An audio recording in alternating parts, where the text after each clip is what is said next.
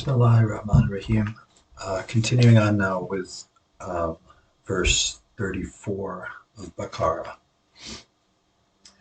وَإِذْ قُلْنَا لِلْمَلَائِكَةِ أَسْجُدُوا لِآدَمَ فَسَجَدُوا إِلَّا إِبْلِيسَ أَبَى وَاسْتَكْبَرَ وَكَانَ مِنَ الْكَافِرِينَ. And when we said to the angels, prostrate, asjudu, to Adam, so they prostrated, except Iblis.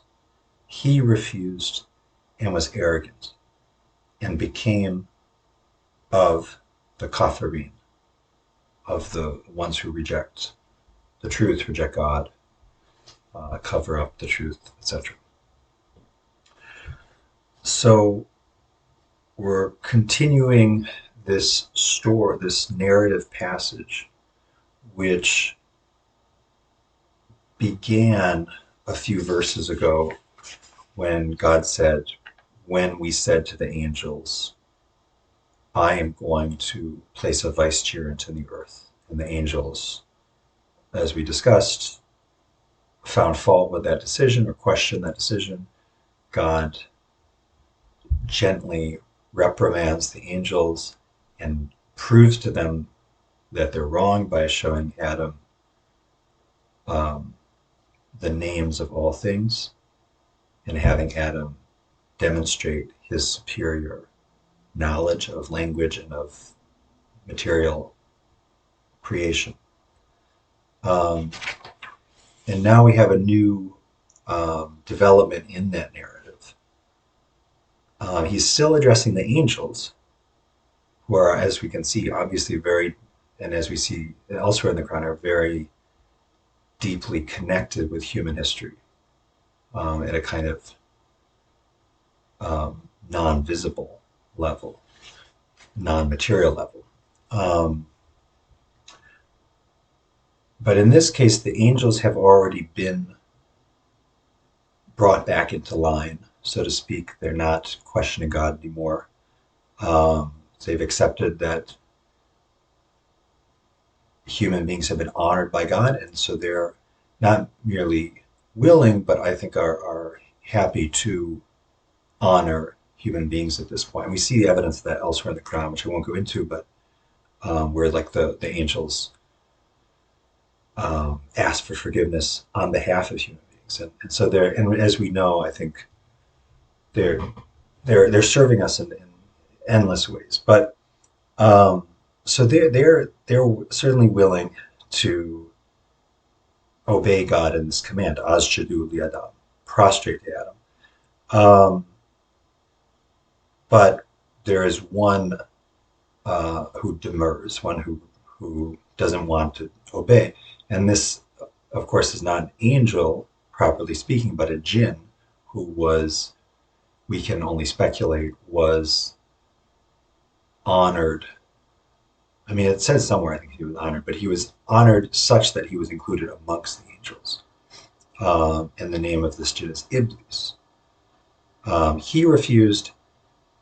He was arrogant. He didn't want to be to do honor to some being that he believed to be beneath him. Um, and as a result of that, he became of those who reject the truth, reject God, are ungrateful to God, etc., etc. All the different connotations of the word kafirin. So that's the verse in a nutshell. So there's a lot to unpack there. I'll start with the word asjadu. Obviously, I'm following, as usual, I'm following Mustafa Wahiya Zaman in saying that asjadu does not mean um, bowing down or putting your knees on the ground and then your forehead on the ground. Um, I'm not sure all the details of what he says about that. I would say that obviously, at the very least, it is not limited to that meaning. It doesn't mean that you can't, to some extent, obey the command to asjudu by kneeling and putting your forehead to the ground. But in an instance like this, and there are many other instances, it obviously doesn't make sense because not to make light of it, but the angels don't have knees, they don't have foreheads. So what would it mean for angels to asjudu, to Adam? We can infer from the context and from the fact that Iblis's refusal is characterized as arrogance, that what it means is the opposite of arrogance. It means putting yourself in a position of, I wouldn't say inferiority, I wouldn't say even subservience, but just in a position where you are willing to honor and serve the other. Um, the angels, no one can do that. No one is supposed to do that to anyone but God entirely. But if God commands the angels to asjudu to human beings, then obviously it's in a somewhat limited sense. But they are, and of course, by prostrating, quote unquote, to Adam, the angels are prostrating indirectly to God. But it's a show of their willingness to obey God and to be his slave. Um, Apropos of this, but just kind of coming out of nowhere, um, there's a Christian mystic from the Middle Ages named Meister Eckhart. Um, and he said something along the lines of that to serve God sincerely is such a wonderful and joyful thing that if God commanded him, Meister Eckhart, he felt if God commanded him to, for all eternity, be in charge of a single tree and making sure that caterpillars don't climb up the trunk of that tree and just pick caterpillars off for all eternity, that he would do it willingly, not only willingly, but with joy. Um, and it's hard to understand that unless you're in the frame of mind that I think the Quran wants us to cultivate of gratitude to God and complete and utter submission, where it's not just, submission often has a kind of negative connotation in English, right? And I'm sure that's, exploited by people that want to misrepresent the Quran. Um, but the idea of submission in the Quranic sense is not merely I surrender, I give up, kind of without real, almost like reluctantly or begrudgingly, I give up. I'm just going to sort of stop having a will of my own, stop having feelings of my own, and I'm just going to be this kind of robotic, um, I can't think of quite the right word, but just this kind of a slave in the negative sense of God. But what Meister Eckhart is getting at there is that there's a kind of submission where your own will, it's not merely canceled out, but your will is combined with the will of God. And so it kind of takes some of the some of that sort of radiance or joy or sense of purpose and importance that God himself can give, you share in that. Just like and we see in nature, God asks us to look for examples of, he's not using the word asjudu here, but the word subbi, to we translate as glorify. He says all of creation, all of the things in the earth and the heavens subbi God. So they're all glorifying God. And so we see that in nature that when they do it, not only are they doing it willingly and joyfully, but we see the kind of, to some extent, the grandeur and the beauty and power of God in the things of nature, whether it's birds or um, sun, sunlight, or trees or flowers, etc.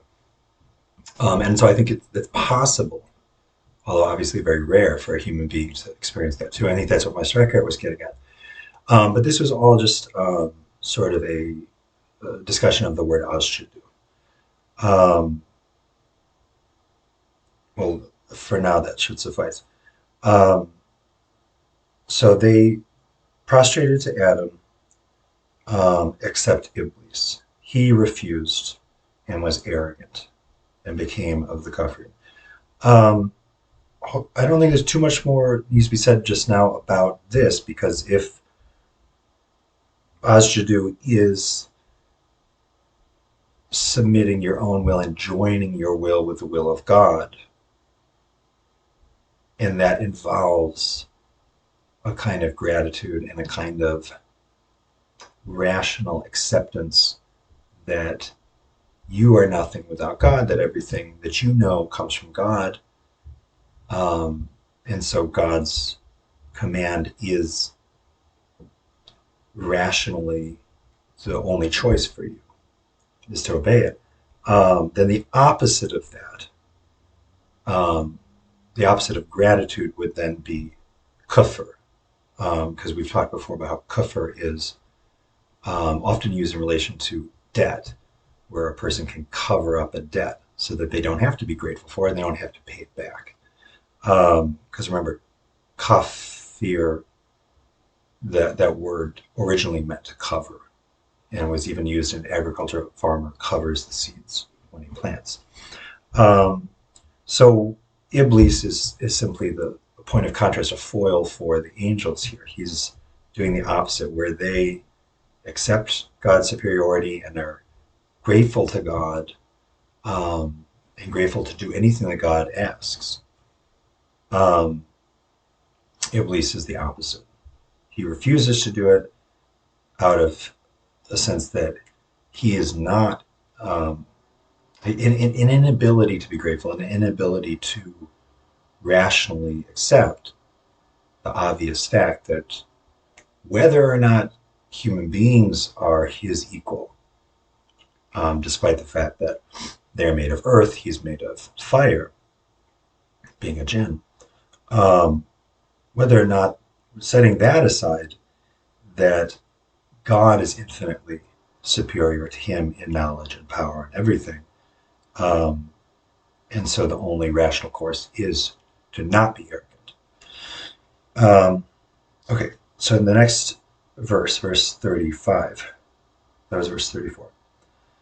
وَقُلْنَا يَا آدَمُ أَسْكُنْ أَنْتَ وَزَوْجُكَ الْجَنَّةَ وَكُلَّا مِنْهَا رَغَدًا حَيْثُ شِئْتُمَا وَلَا تَقْرَبَا هَذِهِ الشَّجَرَةَ فَتَكُونَا مِنَ الظَّالِمِينَ. So the narrative shifts here, or at least it's rather the perspective shifts a little bit in a way that's pretty common in the Quran. You get used to hearing um,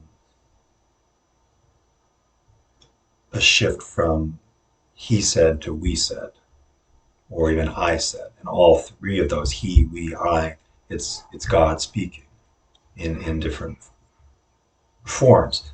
And actually, I'm sorry, but that shift happened in the previous verse, because the previous verse also said, and when we said.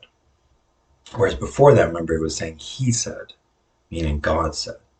So I wanted to say about that shift, which has already began in the previous verse, that again, it's very common, that kind of shift in the Quran. So you don't maybe want to make too much out of it. But in this context, it does seem that it's happening,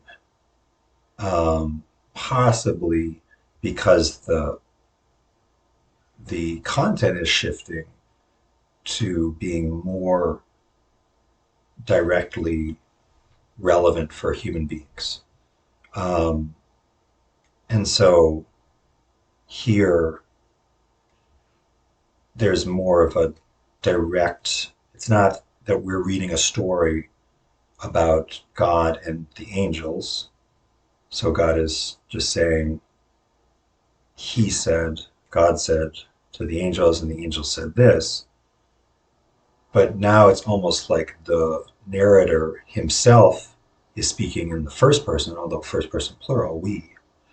Um, and then speaking, it feels a little more directly addressed to the human reader. But that's not a very important point to make. But certainly the content now shifts from God's dealings with angels and with Iblis, which obviously is very important as well, but now shifts to something that's touches a little more close to home because it's the story of the first human beings and what happened to them um, when they were given paradise, or in Arabic, al Jannat, the garden, and were given a simple test that would determine whether they would get to stay in paradise. Um, and so the test is very famous um, and very simple, which is there is this one tree. Eat from freely.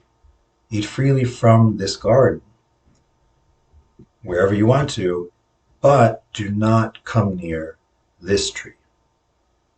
And it's important that that tree not be described or characterized in any special way, I think, because as far as we can tell, and it makes sense to to infer that it's the only thing that distinguishes this tree is simply that it's haram, forbidden.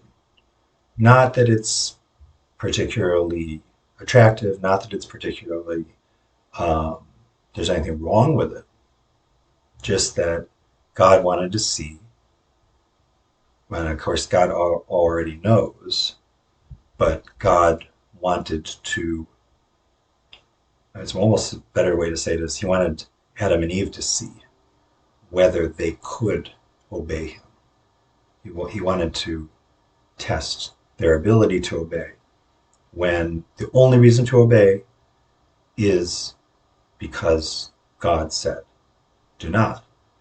And the only reason to disobey, well, I guess there's a few different reasons to disobey. We'll get to that. But that's the simple test. Um, and a key word comes up here at the end of this verse where it says, do not approach this tree lest, in other words, or else, you will be of the Zwalamin. And I think I've talked about this word before. It's almost always translated in English as the wrongdoers. And the problem with that translation is that very often when God says Zwalamin, he's talking about not wrongdoing in the conventional sense of harming others, but rather specifically harming oneself.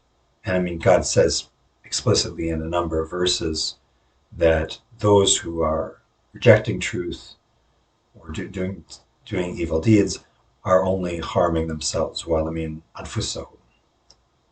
I'm botching the Arabic, I'm sure, but they're wronging the nafs, the self. So I think the essential meaning of this word zwalamin in the Quran, doesn't, not that it never means harming others, doing wrong in the sort of more conventional sense, but the essential meaning is when you are corrupting your own self by doing wrong, by disobeying God. Um, because really what God is saying over and over in the Quran is that the only crime that's unforgivable is kufr, and kufr is the harming of oneself by making oneself incapable of truth, of gratitude, and of serving God. So here, that is the danger that God is warning Adam and Eve of. Well, to be fair, it specifically says, "Oh, Adam," so I shouldn't really add Eve. Um, but it does say, well, no, sorry, I should add Eve because it says, "Oh, Adam, dwell you and your spouse." So, for whatever reason, the message tends to come through a male messenger, but it's directed to both Adam and Eve. And I might as well mention in passing that translations, certainly mine does, the one that I'm looking at, they usually will add the word both to this passage in a way that is a little distracting because the word both appears like 10 times. And it's not really in the Arabic, it's certainly implied because when you say you in Arabic or in English, it can be plural or singular, I believe, certainly in English. So there's no need to add you both. Like here it says, eat from it, from the garden, freely wherever you wish. And the you, I think, certainly implies Adam and Eve, but there's no need to add, as this one does in brackets, you both wish. It goes without saying, but I guess they want to emphasize Eve is present as well. She's just as important. She's a recipient of this message, but it does just so happen that Adam is the bearer of the message. That's just his responsibility. Um, just division of labor amongst the sexes. In any case, it's only a very few that are that Rasul, the messenger or bearer of the message. So I'm going to just move on to the next verse and then I'll try to circle back because obviously this is a very important passage that can't be overstated. So, verse 36 فَأَزْوَلَّهُمْ الشَّيْطَانُ عَنْهَا فَأَخْرَجَهُمْ مِمَّا كَانَ فِيهِ وَقُلْنَا اهْبِطُوا بَعْضُكُمْ لِبَعْضٍ عَدُوٌّ وَلَكُمْ فِي الْأَرْضِ مُسْتَقَرٌّ وَمَتَاعٌ إِلَى حِينٍ. Then or so Shaitan made them slip from it, and he got them out from what they were in. And we said, go down, some of you to others, enemy or enemies, and for you in the earth a dwelling place and a grant, mataun, for a period or for a time. So now we can talk a little bit more broadly about this story, which of course gets told multiple times in the Quran and with other details added in other passages, such as in Surah Araf. We get some more detail on that in that surah and in other places as well. But here we get what is appropriate to get in this particular place, and it's a kind of somewhat more concise version of the story. But I don't think it's really necessary for me to belabor this point, but it's not in any way inconsistent to the Quran. As the Quran says of itself, this book is self-consistent. It does not contradict itself in any way. So the details are added, but there's nothing, and that's very, I mean, again, I don't want to malign other texts, but objectively we can look at the Bible, or just let's say with just the first book of the Bible, of the Torah, called Genesis, and you ask any biblical scholar and they will tell you, yes, there are inconsistencies in the story, and you can interpret those in different ways, and in more generous ways or in less generous ways, but the fact remains that the story of the creation and of Adam and Eve in Genesis gets told in different ways, and those ways are not entirely consistent with one another. That's not the case in the Quran. So, a lot of things are important here. One thing I want to start with is that evidently human beings were given a kind of immortality in this garden, because it's not until Satan makes them slip and gets them out from the garden that God brings up the idea of time and transience. because he says, um, in the earth is a dwelling place and a grant for a period, for a time. And that was not said about the garden. It wasn't said, stay here for a time. You're, you're here in a kind of absolute sense. Unless, of course, as he said, you eat from this one tree, in which case you will become Swalamin, you'll harm yourselves.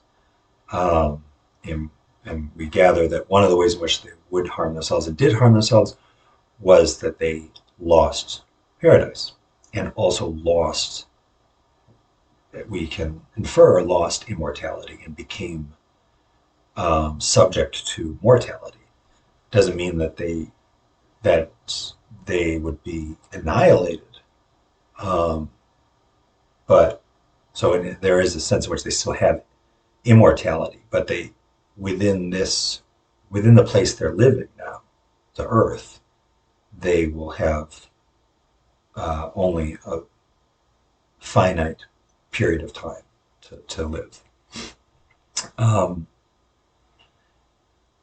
so it's just I want to just emphasize that it's very interesting that the punishment for them, and God doesn't exactly, at least here, phrase it as a punishment, although that's implied, but it's more a total change in condition, right? And we can understand why. For one thing, to me, when I read this, often I see it in a positive light because, well, you're being sent out of the garden, you're sent to this place where there will be enmity between you and others, but it's only for a time. And it really, for me, it always puts things in perspective, or it usually does, that whatever it is that you're dealing with, it's only temporary, which I realize is a bit of a cliche, but um, you know, that doesn't change the fact that to Adam and Eve and to potentially to us, should be to us, ideally to us, um, the fact that life on earth is temporary is not something we should take for granted. It's something that God has decided in His mercy and also with His superior judgment. And of course, we'd have to think about, well, why? Why is it so important that the stay upon earth is only temporary? Well, for one thing, because of this enmity, right? So that those are like kind of the two main characteristics here that we are told um, that describe the earth. It's a place where there's enmity between human beings, and it's a place that's a dwelling place and a provision. I don't say provision because I think of rizik, the other Arabic word is provision, so I say a grant, mataun, and a grant that is temporary. So it's a place of enmity and it's a place that's temporary. So enmity obviously suggests conflict, and conflict by its nature has to lead somewhere. And that's why it's the center. That's why it's the essential feature of all narrative, of all stories. There has to be a conflict of some kind, because what draws the reader in is the wish to see what will happen next. What will happen with this conflict? How will it be resolved? In whose favor will it be resolved? What will be the consequences of that resolution? Or if it's not resolved in any satisfactory way, what will be the consequences of that?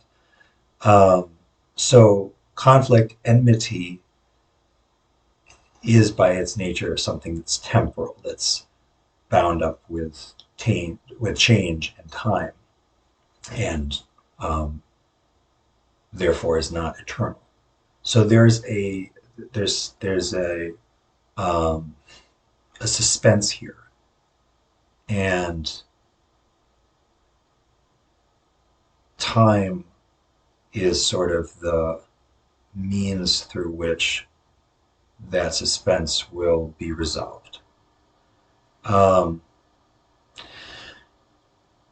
so maybe if we move on, it'll help clarify that idea a little bit. Before we do that, um, it's we should pause over the word shaitan, which is simply Arabic version of Satan, and Satan is just our English kind of translation of the Hebrew word, which I believe is often said as means literally the accuser, um, which I'm not going to go into that right now. But um, if we read in other passages, especially in Surah Araf, but elsewhere as well, it's made very clear that Iblis is not exactly Shaitan, but he's certainly one manifestation, one instantiation of Shaitan. And the word Shaitan is a complex word because it is sometimes singular, sometimes plural. When it's plural, it's shayatin. So multiple people, jinns can be shaitans, humans can be shaitans, but certainly Iblis is one individual who can act as shaitan. Now, like I said, in Hebrew, that would mean he's acting as the accuser of human beings. And that certainly matches with what we read in Surah Araf and elsewhere, that when Iblis refused to asjudu to Adam, we don't get that story here. Again, this is a very concise telling. But when Iblis refused, he then went on to say to God, after God said, then get out, similarly, but much, much more harshly than with Adam and Eve when he says, get out of the garden. He's saying, get out of not just the garden, but rather this hard to really picture and imagine place, if I can even use the word place, where he was near to God and honored to be amongst the angels and was able to talk in some way with God and with the angels. Um, he was totally removed from that position, and almost banished, like almost immediately, it seems like, to a kind of hell. But then Shaitan said, or sorry, Iblis said, give me respite. Like, don't send me away just yet. Let me, um, until the day of resurrection, or maybe it says the day of a time well known, um, allow me to be this person who tries to lead astray mankind. Um, with what? Well, I'm not going to go into all the details because that's a whole other passage. But in other words, he's basically saying, I now want the job of being shaitan. In Hebrew, the accuser. In Arabic, I haven't actually researched the word, although I assume it's just kind of a borrowing from Hebrew.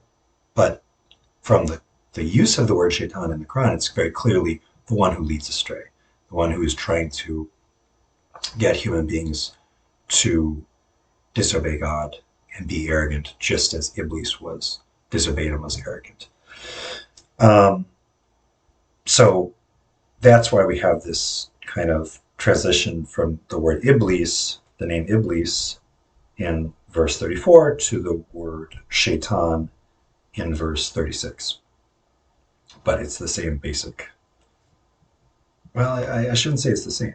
As I say, Iblis is rather different before he sort of starts filling that job of being shaitan. Okay, so I'm going to move on to verse 37.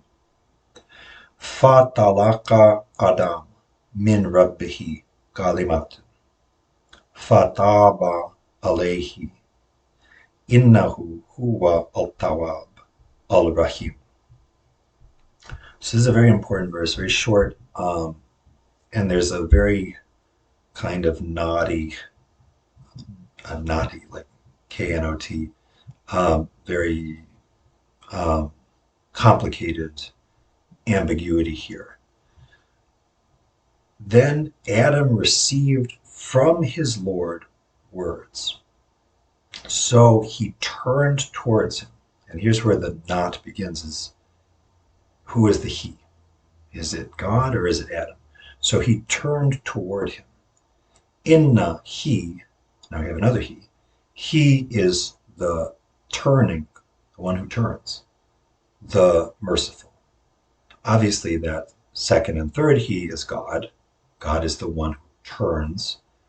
Um, in this case, in a metaphorical way, he's turning just as you would turn to someone who's calling to you for help. He's the one who turns in mercy, and he is Al Rahim, the merciful one. So that's clearly God. But the question is it is that first he God, or is that first he Adam? So Adam received, we begin with Adam. So that's one argument in favor of this first he referring back to Adam. That's the immediate antecedent, the object preceding the pronoun he. So Adam received from his Lord words, so he turned toward him. So just at the risk of repeating myself, the question is it so Adam turned toward God, or is it so God turned toward Adam?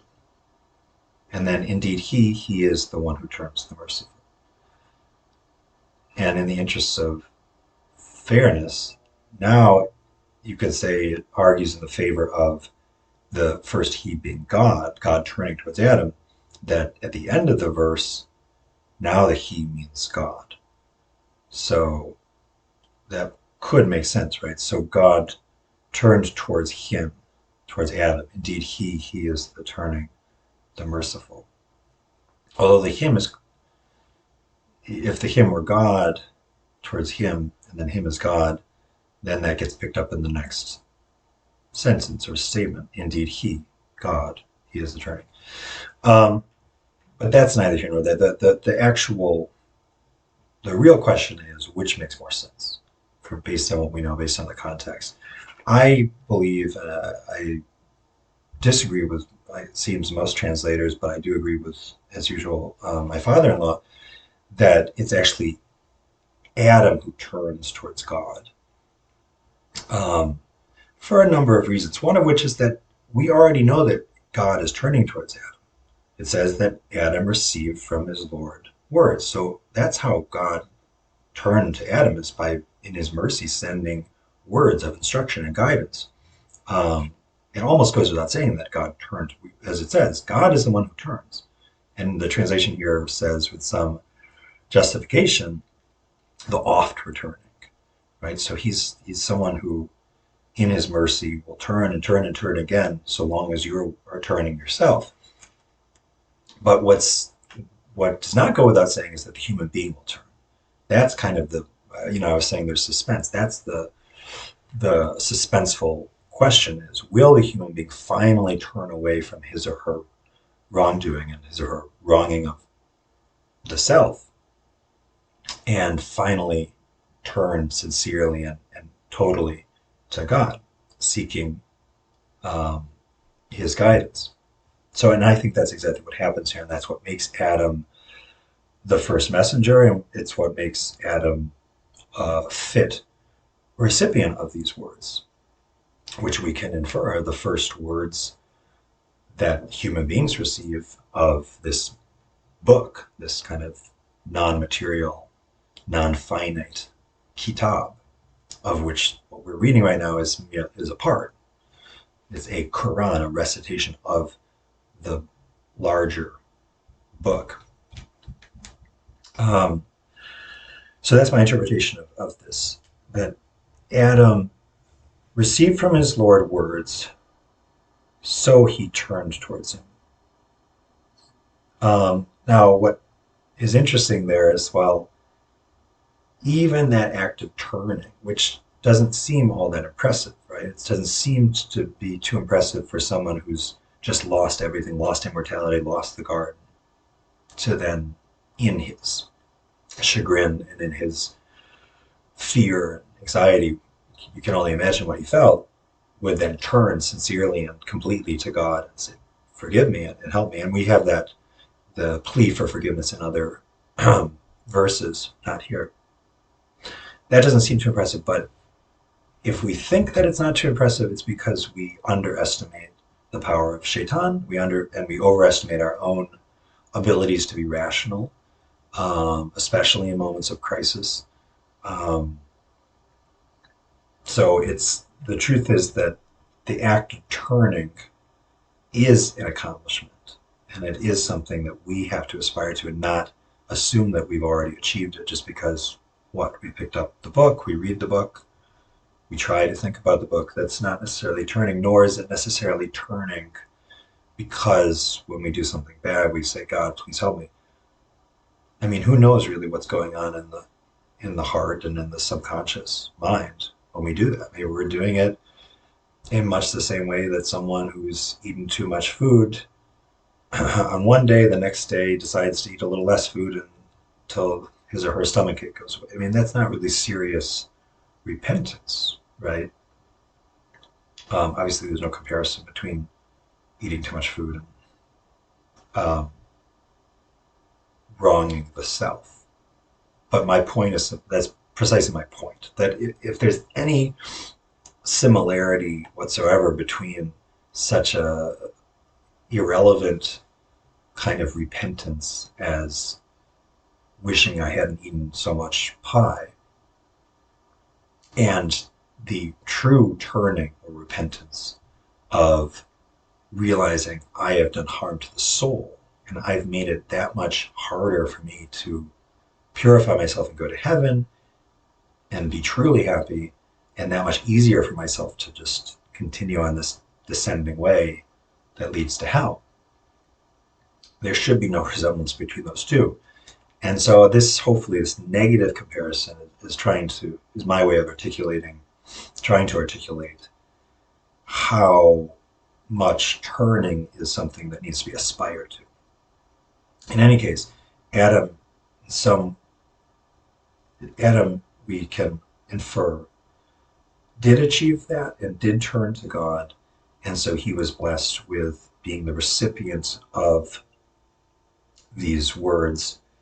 And it goes on to say, or predict rather, that he will then become the recipient of guidance from God. But that guidance will be a further test for him, just like the test, not just like, but a new test. The first test was, well, here is my command, do not eat from this tree. And of course, he failed that test.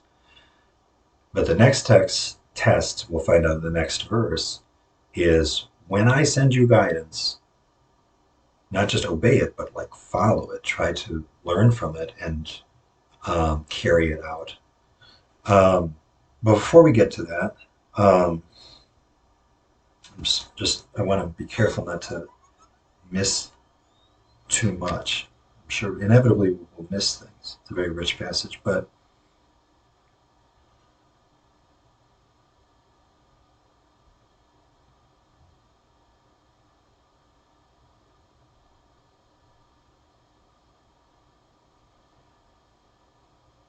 well, I could say this at the end, but what I wanted to say before I conclude is simply that we part of the challenge for us as readers is to try to put ourselves in the shoes of, so to speak, Adam and Eve, and realize that you can read this as like a story about something that's long gone, and of course, plenty of people read it as a story that's purely fiction.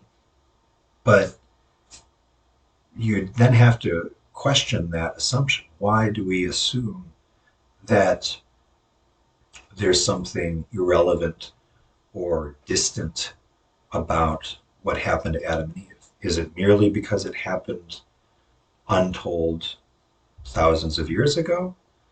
Um, it can't be because we don't believe it, because we've agreed to believe in everything in this book.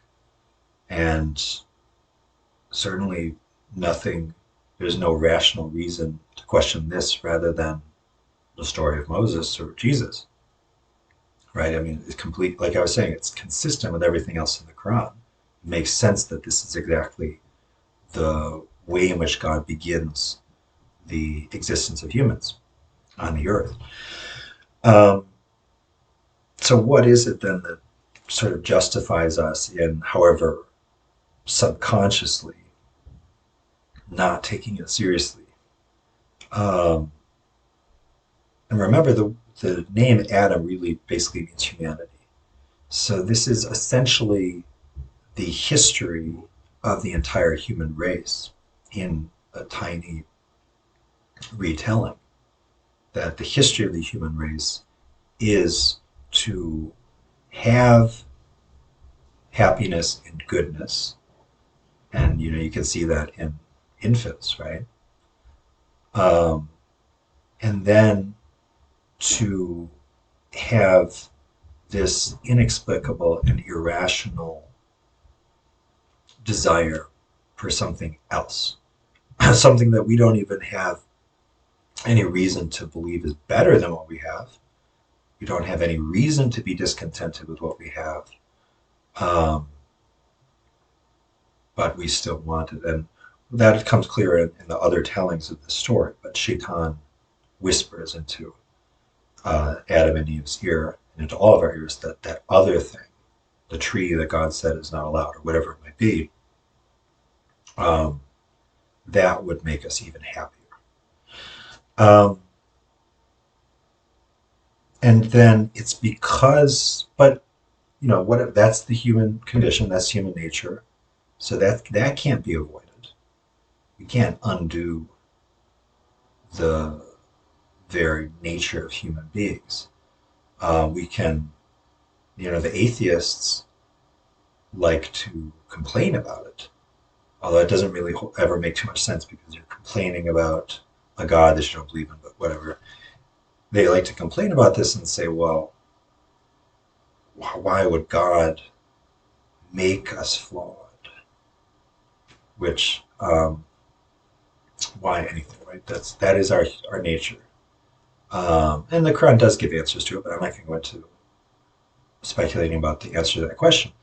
But the point is, it is our nature. It is our nature to want more than we have in any rational way, um, and to suspect that what we don't have is better somehow than what we do have.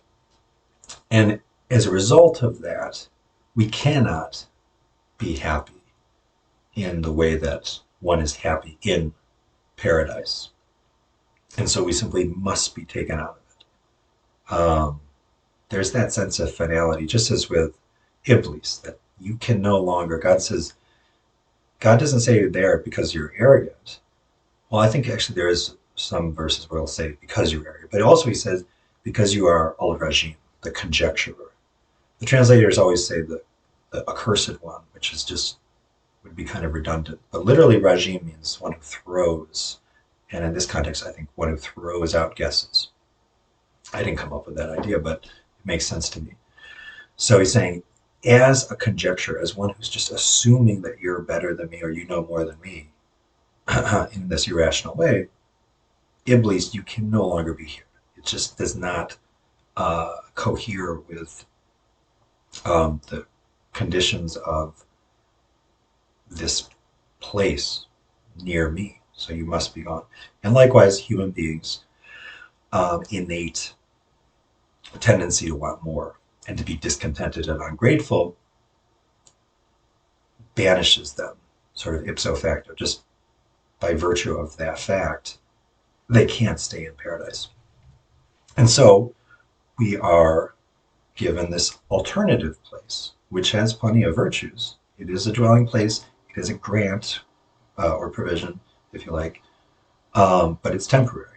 And there's enmity between humans because, of course, precisely by nature of those virtues that the earth has, it's going to be fought over because what did we just establish? That it's the nature of humans to always want more and to always suspect that someone else has something better.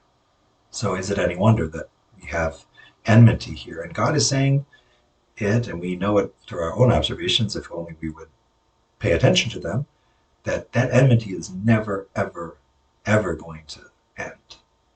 Not until the world is over will there cease to be war and poverty and fighting. But it won't stop.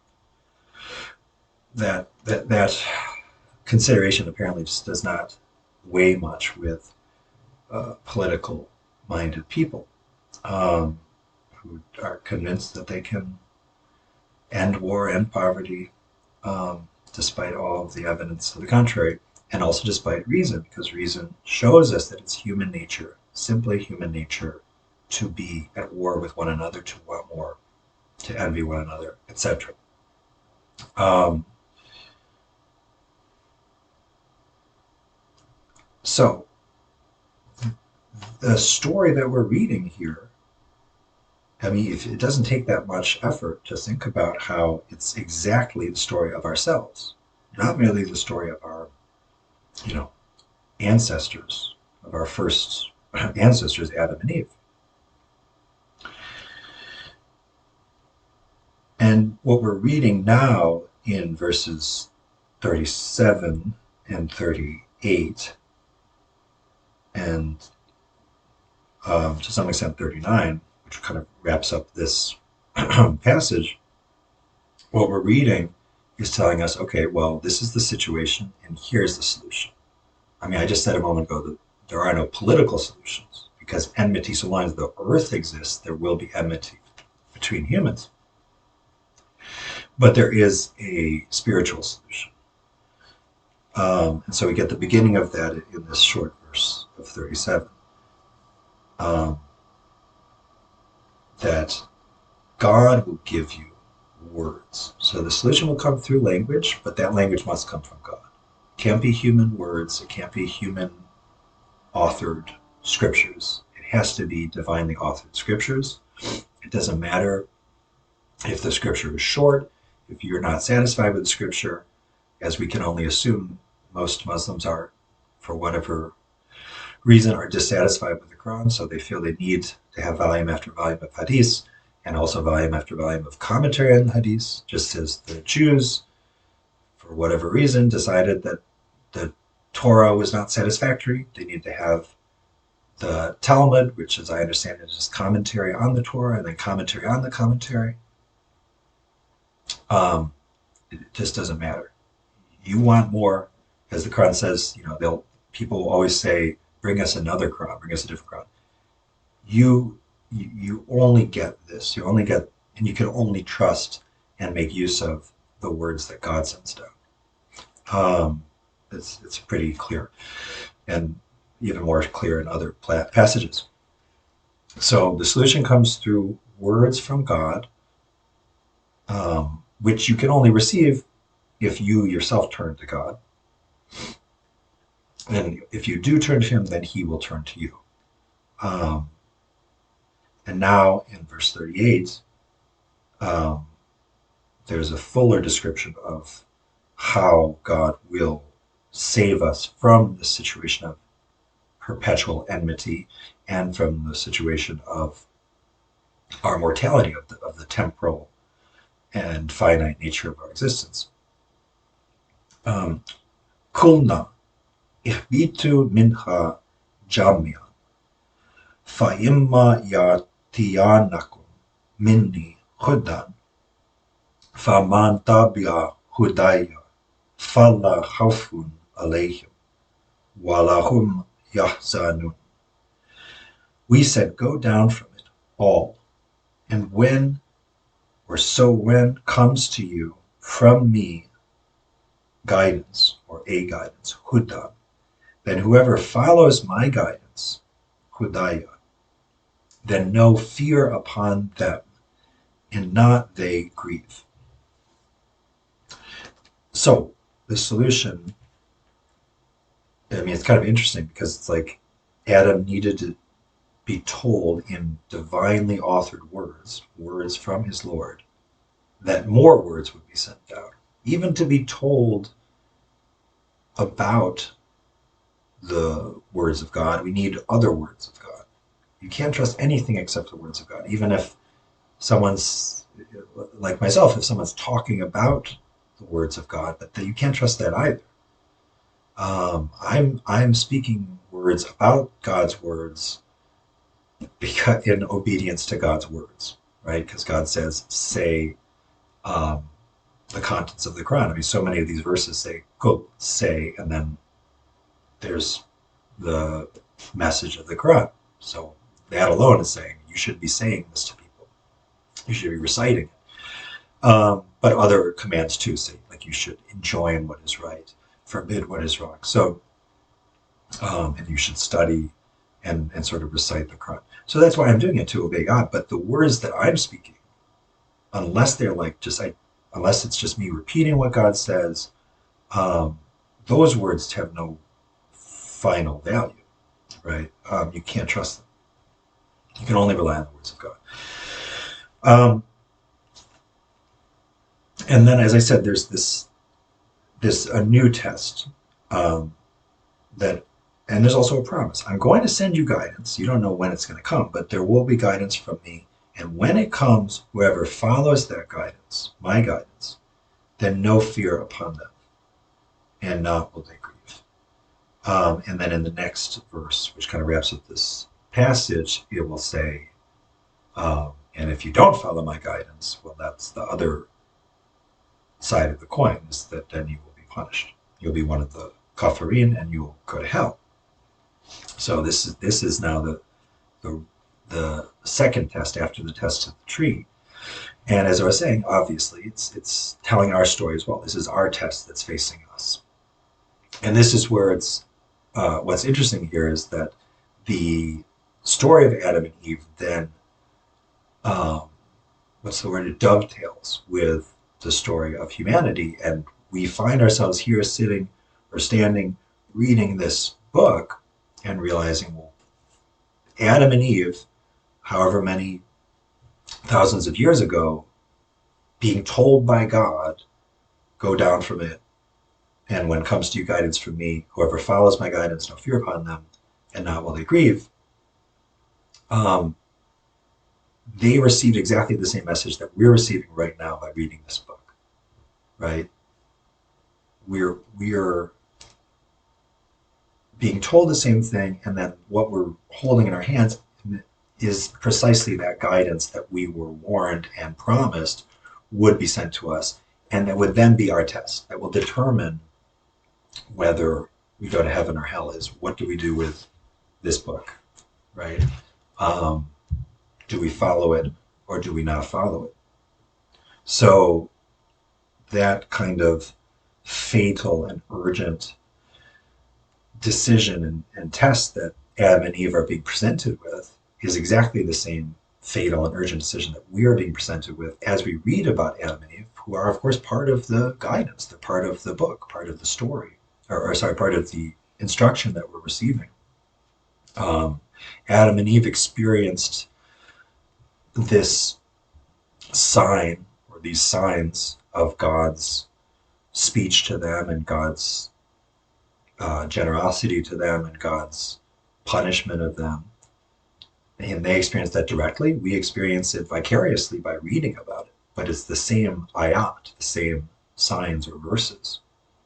And those verses make up a part of this guidance, which we have to follow. Um, and this is a customary promise in the Quran that those who do follow the guidance, that they will have no fear and they will have no grief, nothing to grieve over, which is a very beautiful promise, and can be very powerful for anyone who is experiencing fear, and grief, and to realize, well, this thing, which is one of, if not really the worst um, aspect or element of human experience, fear, which I think everyone knows, if they think about it, is a really horrific, crippling emotion. I don't think emotion really even covers what it is, because it can be physical as well as um, mental.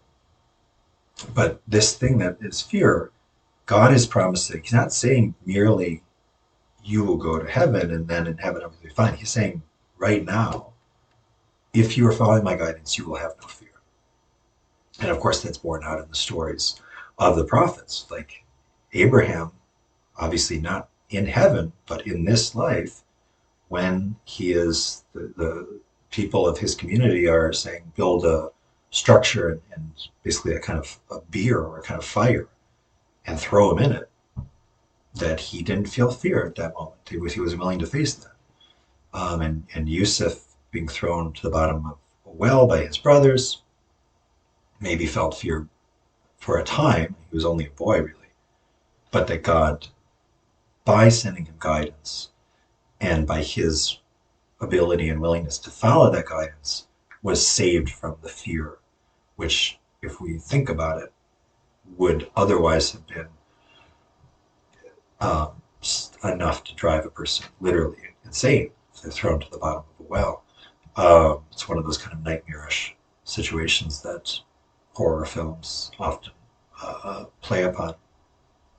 Um, and there's something in us, I think, hopefully, that this resonates with. That no matter how fearful we are in general, that on a good day, in a good moment, if with God's help, we can feel like, yes, I know what it would be like.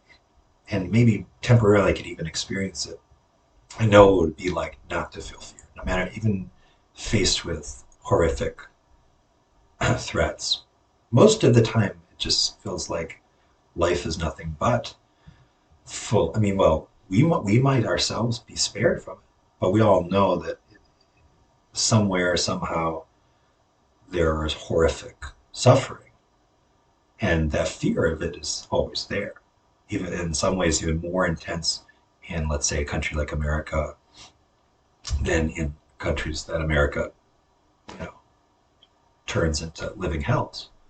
Or you could say more so in a prosperous suburb than in an inner city where people are just kind of struggling to make ends meet. That the fear is greater where the threat is merely a possibility. But in any case, that fear is very real and very present with all of us. And God is saying, I can just take it away if only you will follow my guidance. You won't have to feel fear and you won't feel grief. Um,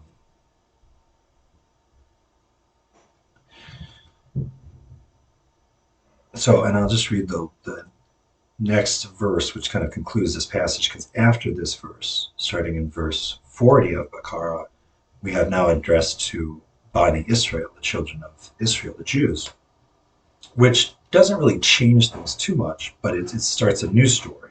And that's interesting to think of. This story of Adam and Eve is immediately followed by the story of um, Moses and his people. So it's interesting to think of that jump, kind of. So verse 39. وَالَّذِينَ كَفَرُوا وَكَذَّبُوا بِآيَاتِنَا أُولَٰئِكَ أَصْحَابُ النَّارِ هُمْ فِيهَا خَالِدُونَ.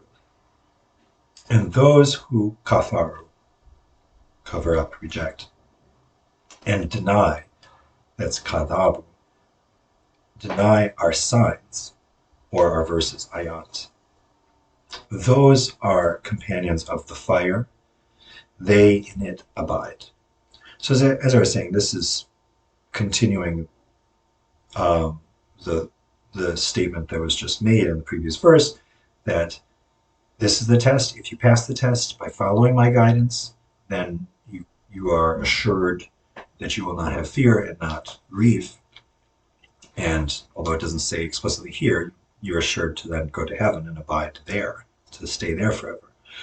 But if you fail, if you cover up and reject my guidance and you deny it, although here it doesn't say cover up and reject and deny my guidance, it says cover up and deny our signs or our verses, our ayat. And so through that apposition, through the kind of juxtaposition of these two things, we can infer these are the same thing, that the signs, the verses of God's message are, of course, his guidance. And I wanted to mention at some point that remember that Baqarah began by saying, Alif Lamim, Dhalika al Kitab, that is the book, La Reba Fihi, no doubt in it, Hudan lil Muttaqin, a guidance, same word, Hudan, for the muttaqin. So it's again emphasizing that what we're reading right now is exactly this guidance that God has promised to Adam and Eve would come. I'm not saying it's the only guidance. It came periodically throughout human existence, as of course the Quran tells us, from Noah to Abraham to Moses to Jesus to Muhammad and many, many in between. Um, so those who reject and deny that guidance, which is also described as our signs, our verses, those are companions of the fire. They will be in hell. They in it abide. They'll stay there. Unlike with earth, it won't be a dwelling place. It will not be for a time. It's just that's where you stay.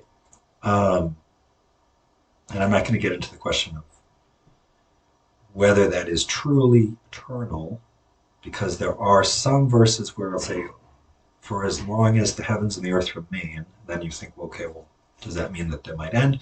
And then there's also one or two verses where God says, so long as God wills. But I won't get into that question here. I don't know. But usually the emphasis is on you will stay there, you'll abide there.